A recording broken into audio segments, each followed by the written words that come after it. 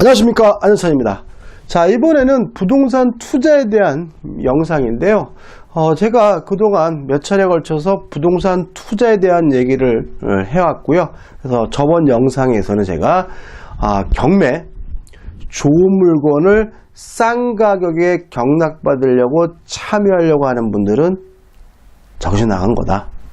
오히려 나쁜 물건을 경락받으려고 참여하는 것이 경매의 정확한 보는 시각이다 라고 말씀드리면서 다음부터 제가 어떤 물건이 나쁜 물건이고 그 나쁜 물건인데도 불구하고 경락을 받는데 좀 주목을 해야 되는지를 제가 영상으로 만들어 드리겠다고 말씀드렸죠.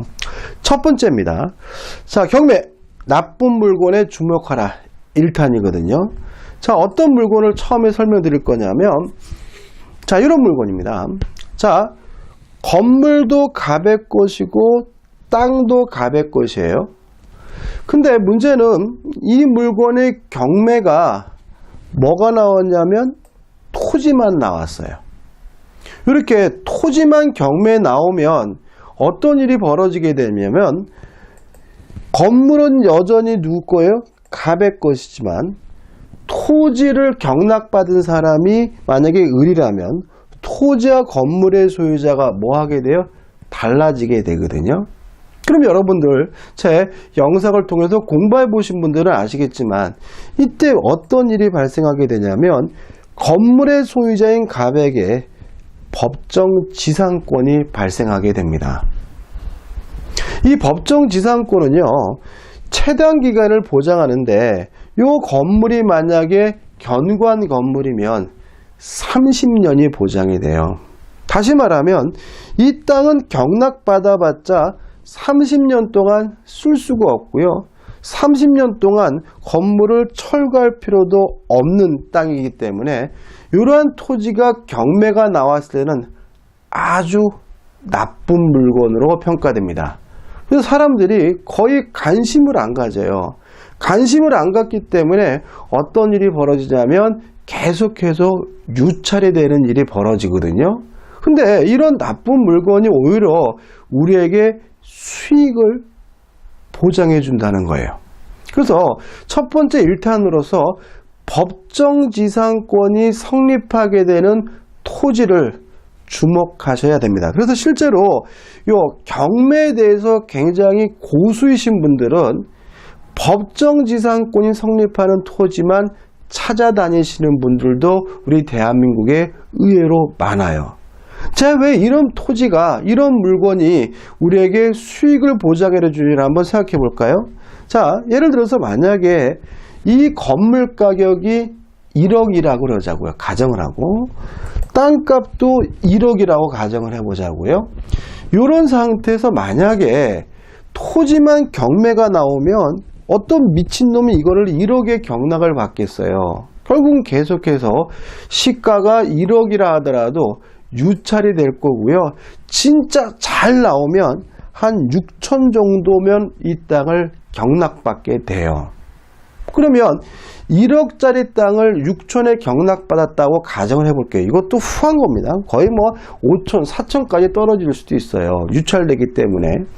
왜냐하면 이 땅 못 쓰는 땅이잖아요. 30년 동안. 그죠? 그러면 이제 한번 생각해 보자고요. 제가 6천만 원에 1억짜리 땅을 경락받으면 요 건물 소유자인 갑에게 법정지상권이 인정되기 때문에 건물을 철거할 수는 없어요. 그 대신 경락받으면서 법원에다가 지료를 결정해 달라고 청구할 수는 있습니다.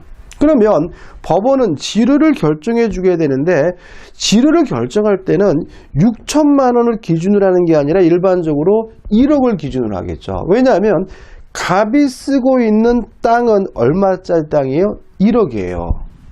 그러면 1억을 기준으로 해서 예를 들어서 1년 지료를 5%만 받는다 쳐도 얼마가 되는 거죠? 500만 원이잖아요. 근데 제가 얼마 썼습니까? 6천만 원. 그러면 6천만 원을 투자해서 매년 지료를 500만 원씩 받는다면 거의 수익률이 몇 프로가 돼요? 8%가 되는 거죠. 그죠? 요즘에요, 부동산 수익률이 4% 넘는 것도 거의 없습니다. 막상 계산해 보면 상가 임대해가지고 받는 월세, 월세 내신 분들은 굉장히 비싸다 그러지만 건물주 입장에서는 4%, 3% 이 정도고 5%만 훌륭하거든요. 근데 이런 경우에는 몇 프로까지 받게 돼요? 8%를 넘게 돼요. 어떤 경우에는 10%까지 내 투자된 돈의 10%까지 치료로 받을 수가 있는 거예요. 그럼 여기서 그거 안 내면 어떻게 골치 아프잖아요. 안 내면 더 좋은 거죠. 자, 왜냐하면 지상권의 경우에 지료가 예를 들어서 500만 원이 결정이 됐는데 이 지료를 2년 동안 안 내면 토지 소유자인 을은 지상권의 소멸을 청구할 수 있고요. 지상권이 소멸되면 건물을 뭐 할 수 있냐면 철거할 수가 있어요. 근데요, 오히려 안 내는 게 더 좋은 거예요. 누구 입장에서는요? 을의 입장에서. 왜냐하면 갑이 솔직히 또 돈도 못 내요. 왜 그러냐? 이분은 지금 뭔가 사업이 실패하거나 돈이 없어 땅이 뭐가 된 분이에요? 경매가 된 분이니까 1년에 500이다 800이다 1000이다는 지료를 낼 만한 경제 능력이 없을 가능성이 대단히 높거든요. 그러면 안 내면 어떤 일이 발생하느냐? 요 건물을 철거하게 되면 땅값이 6천에서 얼마로 돌아가요? 1억으로 돌아가겠죠. 그죠? 아무런 제한이 없으니까. 그러면 2년 만에 몇 프로를 버는 거예요? 6천만 원 투자해서 4천만 원을 버는 거니까 수익률이 거의 50%가 넘죠. 또 실제로 또 그렇게 흘러가지도 않아요. 그러니까 이런 겁니다. 1단계로서 지료를 받아도 연 8% 가까이 수익이 보장되고요. 만약에 지료를 안 내가지고 지상권을 소멸시키고 건물을 철거하면 또 땅값이 제값을 회복하니까 또 거기서 수익이 목돈으로 발생하게 되고요. 근데 실제로는 그렇지 않고 보통 2년치 지료를 못 내면 갑의 건물이 철거된다는 걸 갑이 알고 있기 때문에 2년이 돼가면 을한테 와가지고 건물 좀 사라고 애원하게 됩니다. 일반적으로 좀 치사한가요? 그러면 을이 갑의 건물을 1억짜리 건물이라 하더라도 싸게 매수하게 되는 거죠. 왜냐하면 갑은 어차피 2년치 지료를 안 내면 건물을 철거해야 되니까 싸게라도 파는 게 이득이잖아요. 그래서 만약에 을이 이거를 5천만 원에 갑으로부터 매수를 했다 그러면 총 1억 1,000만 원을 투자해가지고 얼마를 받게 된 거죠?